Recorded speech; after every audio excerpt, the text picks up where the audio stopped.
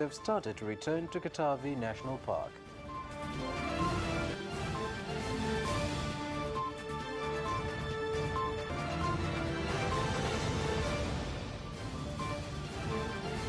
And in sports, Ngome boxing team wins 8 medals in the military games.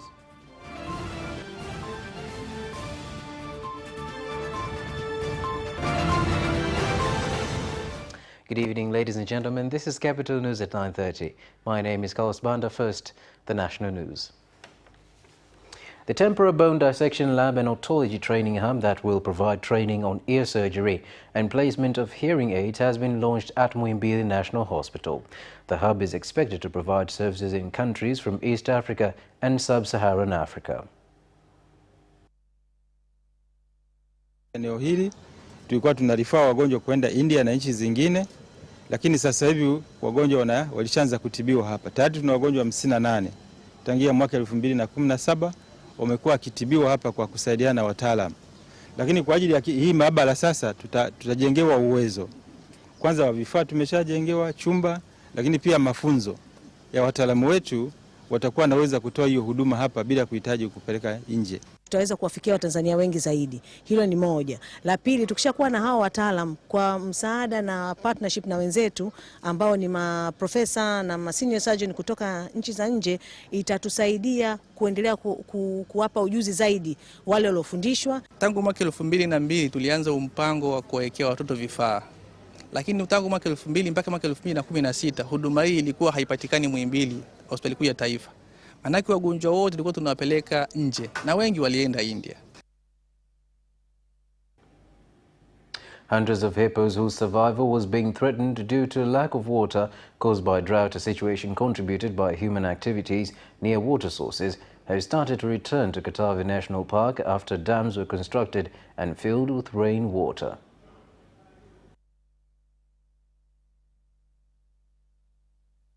Kwa kipindi cha kiangazi, tegemeo la wanyama kwenye hifadhi ni mto Katuma ambao huwa unakauka kutokana na shughuli mbalimbali za wananchi upande wa juu nje ya hifadhi, ambapo uchepusha maji na maji yao kuyaingiza kwenye mashamba ya mpunga.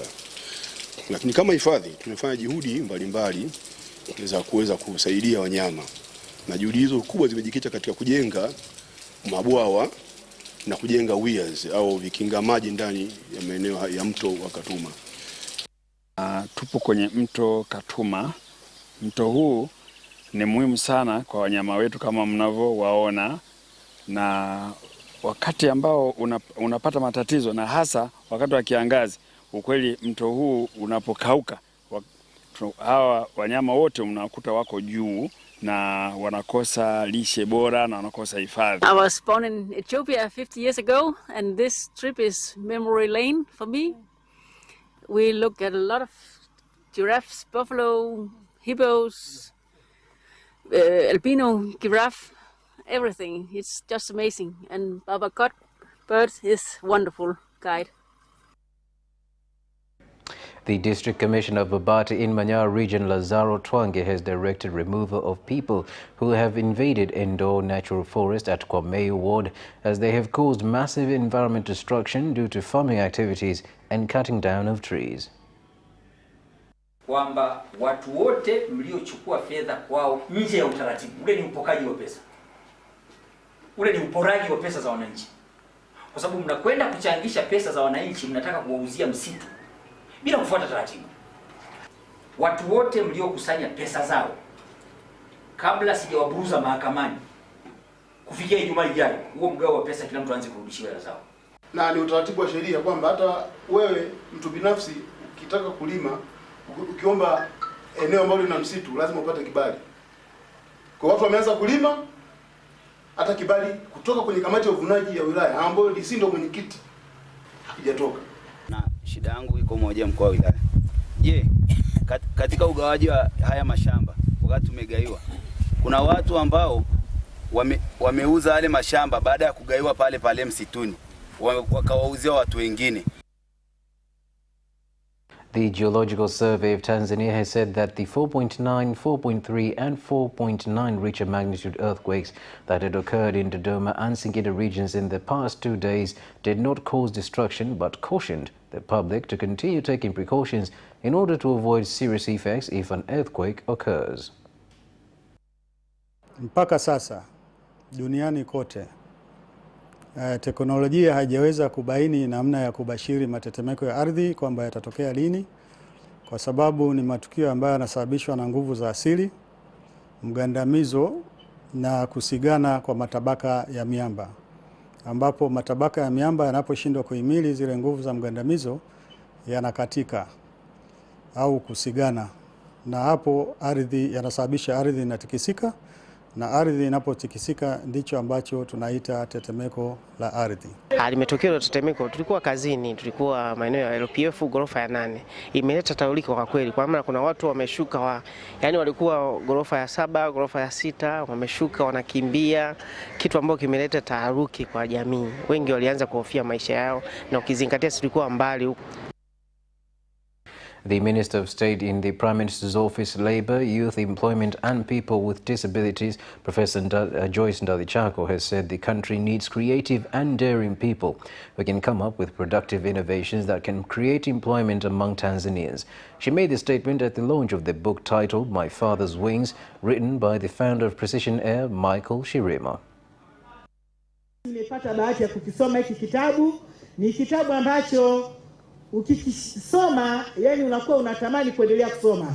Nakumbuka wakati mwingine ilikuwa inabidi nizime simu, sababu nilikuwa naona inanidisabu, yani na furahia kusoma kitabu lakini simu zinaita za kazi zinakutoa kwenye mstari. Kwa hiyo wakati mwingine nilikuwa nasema nataka nijipe angalau masaa 2 nisome mfululizo. Kwa hiyo kwa kweli ni kitabu ambacho kimeandikwa, kina mafunzo mengi. I want to thank God that we have reached to this stage of launching the book today, because when I was projecting to do a project like writing a book, I put God in front. It is revealed in the book. I tell God that there is nothing I can do without you. That is my faith. I talk about faith quite a bit in the book. And everybody salutes you. People like those tungependa wa spend sometimes also to document their life, na wengi wako humu ndani, nikiwataja wote hatumalizi. Kwa hiyo mzee Shirima umefungua mlango, ulishaanza kufunguliwa, lakini sasa hasa kwa nyinyi, najua Chande nimemwona huko umemwandika, aliandika kitabu chake 2005 ndio amepublish. People who have worked really not in the mainstream politics but contributing have written, but we need more. Your life story will inspire our nation. Will not only inspire Tanzania, will inspire Africa and will inspire the rest of the world. The government and stakeholders from the health sector in the country have been urged to use the 24th Med Expo Africa to look for various opportunities to access medical technologies which are not available in the country, so as to improve health services in the country. Tunatakiwa kuweza kushirikiana na wengi waliokuja, kwa sababu watu wamekuja wanaleta, ili uwezo kutengeneza kiwanda unahitaji malighafi.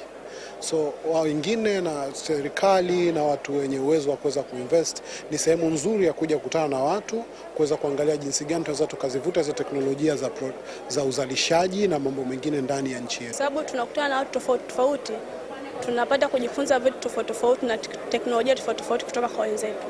Kwa sababu as you know, Tanzania siwezi kusema kwamba labda kwa miaka ya baadaye tutakuwa na uwezo wa kuweza kutengeneza mashine zetu wenyewe, labda hizi IQC, EQA sisi wenyewe, japokuwa EQA tunatengeneza National Lab.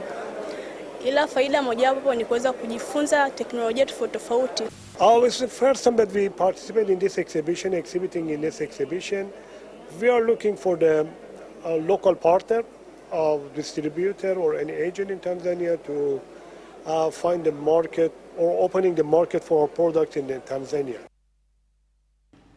Wild animals who use the animal corridor from Mount Kilimanjaro, Arusha National Park and Amboseli National Park in neighboring Kenya face the threat of extinction due to increasing populations as well as lack of good land use practice. Kwa hiyo tunahitaji Kwanza shirika kama shirika lione nini tufanye na kutengeneza miradi ya kimaendeleo kwa wananchi waliozunguka ushoroba huu. Kwa pande zote tuna vijiji vinne vilivyo karibu na ushoroba huu: kijiji cha Kamwanga, kijiji cha Rikaswa, kijiji cha Kitende na kijiji cha Lerangwa. The reason why I'm here is because this landscape is not just important for Tanzania, for the wildlife and for the people who live here, but it's important globally, right? Our natural resources are important for people all over the world, and there are important animals living here. We have important tree species, important communities dependent on nature and the environment. And so this is a landscape that's not only important for Tanzania, but it's a global common. It's important for everybody around the world. And my visit here, I think, is partly also to show the importance of this landscape to others as well. Now, zooming into the landscape, in addition to, of course, the incredible beauty because of the people and nature that we find here. Vice President of Tanzania, Dr. Philip Mpango, has met and held talks with leaders from the company dealing with agriculture from China, Longpin Agriscience, at State House in Dar es Salaam to discuss on investment opportunities in agriculture in the country. Indeed, I really look forward to this collaboration because I think it will give us as government even more confidence that we can reach our targets. We want to increase youth employment. I think our target is to increase the youth employment by 1 million people. And we have set ourselves that by 2030, we want the agricultural sector to grow by at least 10%. From a little over 5% currently. So we want to double the growth of the agricultural sector. Here, you mentioned the location is unique. The population is huge. And the land is very good. We have already tested the land in our lab. You know, it is perfect. So we believe that we can grow soybean, corn, yellow maize, and sorghum here. So actually, in the near future, we think that Tanzania can not only just feed the domestic people, then feed the Africa, even feed the world. It is possible. So we can do very, very good agriculture business. Ladies and gentlemen, that is the end of the national news. We'll take a short break and return for international stories.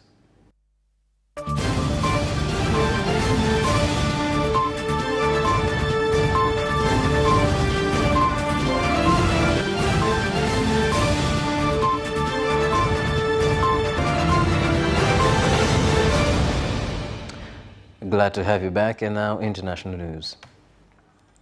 The number of people killed in the February 6 earthquakes that devastated parts of southern Turkey and northern Syria has continued to rise, with estimates reported at nearing 44,000 people, whereby at about 38,044 killed in Turkey. The Syrian government and the United Nations say more than 5,800 people have died there. The UN has launched an appeal for $1 billion in aid to help earthquake victims in Turkey. Rescuers are continuing to find survivors, whereby 2 men have been found after being trapped for 260 hours in a collapsed building in Antakya, Turkey. The 36th ordinary session of the AU Assembly of Heads of State and Government are convening in Ethiopia to reaffirm their commitment to the full implementation of the African Continental Free Trade Area AFCFTA, following the start of the trading on January 1st, 2021. The leaders are also expected to discuss activities of the Peace and Security Council and the state of peace and security in Africa. President Samia Suluhu Hassan of Tanzania is among leaders attending the meeting.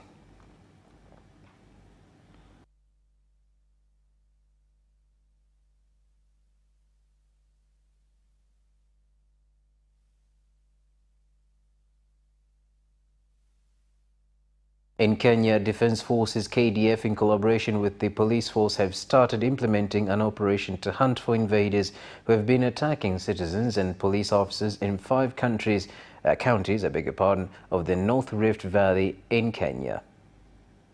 Wajawazito wanalala msituni, hata mwingine alijisalia kwa msituni.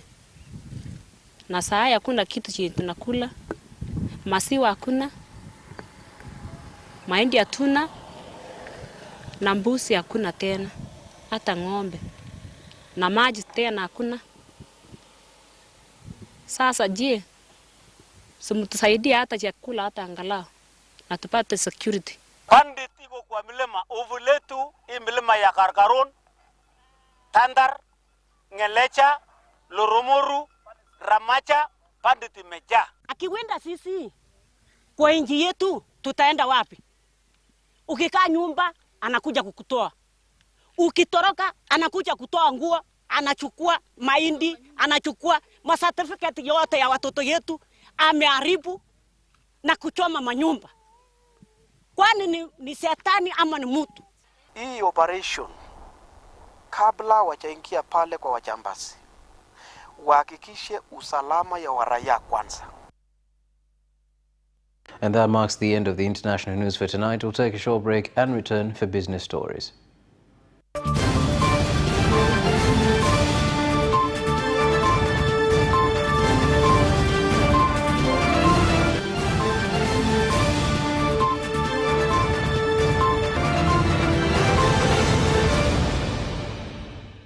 Glad to have you back, and now business news. The Deputy Permanent Secretary of Transport, Dr. Ali Posia, said the government is continuing to invest in its ports through port authorities in order to speed up economic growth at the ports of Kilwa, Lindi and Mtwara.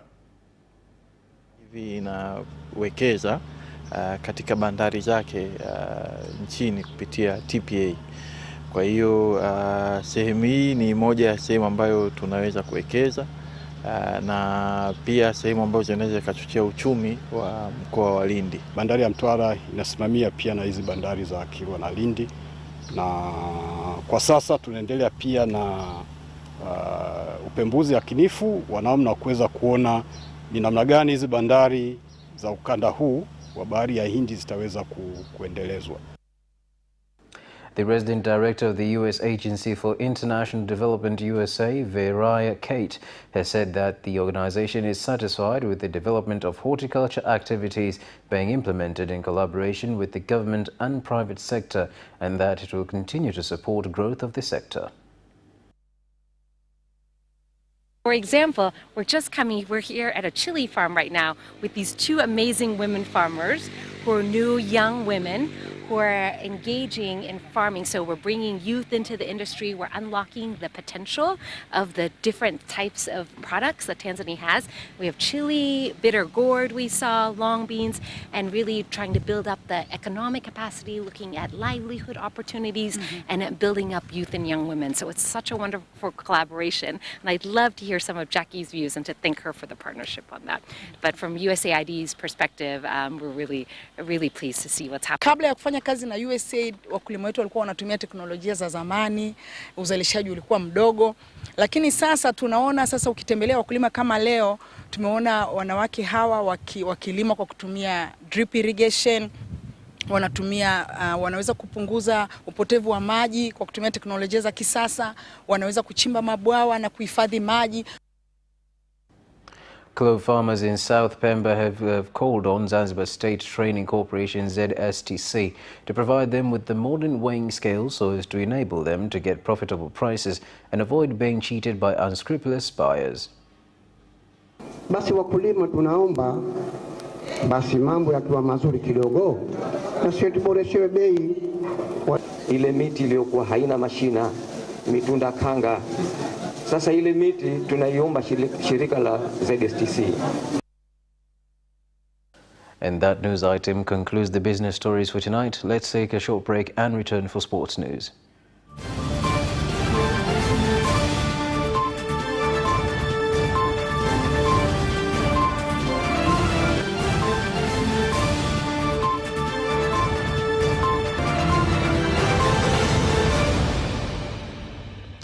Welcome back, and now sports news.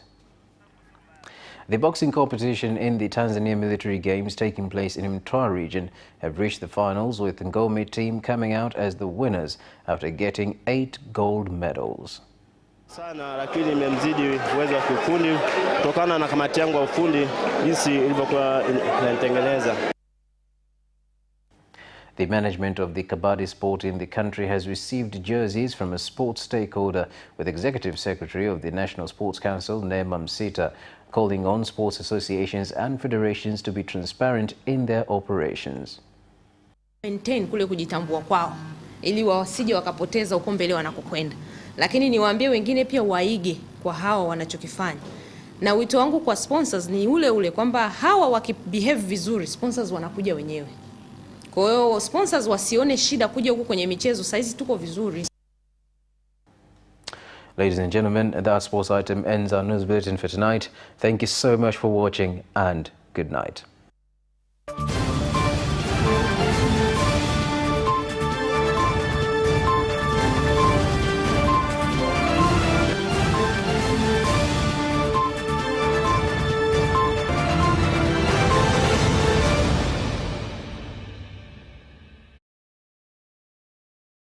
Watch Capital News at 9:30 and get updated on what is happening in Tanzania and around the world on political, social, and economic issues and events, without forgetting business and sports news. You can get it all right here on Capital News at 9:30 from Monday to Friday on Zuku Channel 067, Digitech Channel 1103, and Facebook Capital Television Tanzania.